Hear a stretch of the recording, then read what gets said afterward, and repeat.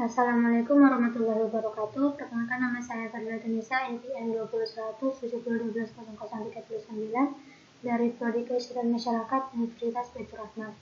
Video kali ini saya akan menjelaskan terkait mata kuliah surveillance kesehatan masyarakat dengan konsep dasar surveillance.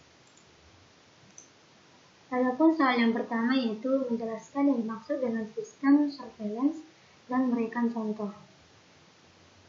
Sistem surveillance adalah suatu sistem yang dilakukan terus-menerus meliputi pengumpulan, analisis, interpretasi data frekuensi, distribusi penyakit, status penularan, serta ukuran-ukuran lain dalam suatu populasi tertentu yang didefinisikan dengan jelas, yang kemudian disebarluaskan kepada pihak-pihak yang bertanggung jawab dalam pencegahan penyakit sehingga dapat diambil tindakan apabila diperlukan.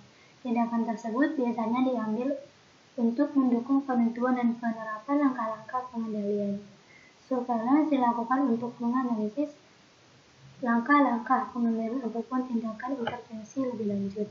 Adapun contoh dari sistem surveillance yaitu analisis sistem surveillance diare Puskesmas Tambakrejo, Kota Surabaya. Kasus diare pada balita ditemukan cukup tinggi pada tahun 2009, yaitu sebesar 1.125 kasus. Selanjutnya yaitu mengemukakan, menjelaskan, dan memberikan contoh tujuan dari sistem surveillance. Adapun tujuan dari sistem surveillance yaitu untuk memberikan informasi tepat waktu tentang masalah kesehatan populasi, sehingga penyakit dan faktor risikonya dapat dideteksi dini dan dapat dilakukan respon pelayanan kesehatan lebih efektif. Dan adapun tujuan khusus dari sistem surveillance ini adalah untuk yang pertama, untuk memperkirakan tingkat penyakit atau memonitor kecenderungan tren penyakit. Yang kedua yaitu untuk menemukan kasus dan secara cepat mendeteksi wabah penyakit atau penularan. Yang ketiga untuk memungkinkan deteksi dini penyakit-penyakit yang baru muncul dan diagnosis atau mengevaluasi cakupan dan efektivitas program kesehatan. Yang keempat yaitu untuk membuktikan bebas dari penyakit tertentu atau memantau kesehatan populasi, menaksir besarnya beban penyakit atau disease burden pada populasi. Adapun contoh dari tujuan dari sistem surveillance ini yaitu upaya untuk pencegahan dan pengendalian terhadap COVID-19.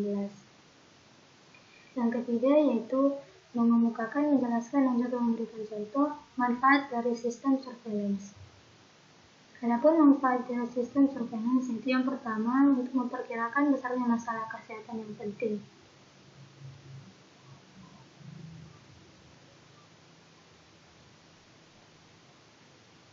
Yaitu untuk memperoleh dan memberikan informasi guna mengarahkan tindakan pengendalian dan penanggulangan secara efektif dan efisien. Contoh dari masalah kesehatan yang penting ini yaitu untuk mengetahui bagaimana penyebarannya dan siapa saja yang dapat tertular dalam penyakit-penyakit yang menular tersebut. Manfaat yang kedua yaitu sebagai gambaran perjalanan alami suatu penyakit. Contohnya yaitu perjalanan alami suatu penyakit diare akibat salmonella, yang mana masa inkubasinya sekitar 6-48 jam baru diketahui bagaimana perjalanan penyakitnya.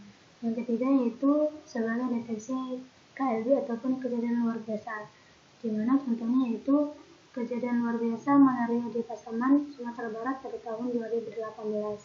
Selanjutnya yaitu untuk dokumentasi, distribusi, dan penyebaran peristiwa kesehatan dan juga bermanfaat untuk epidemiologi dan penelitian laboratorium untuk keperluan evaluasi pengendalian dan pencegahan penyakit. Contohnya seperti tadi itu upaya pencegahan dan pengendalian terhadap penyakit COVID-19. Yang terakhir yaitu untuk sebagai tool monitoring dalam memperkirakan perubahan dalam praktek kesehatan dan sebagai perencanaan. Baiklah, sekian penjelasan saya terkait konsep dasar surveillance. Lebih dan kurangnya saya mohon maaf. Wassalamualaikum warahmatullahi wabarakatuh.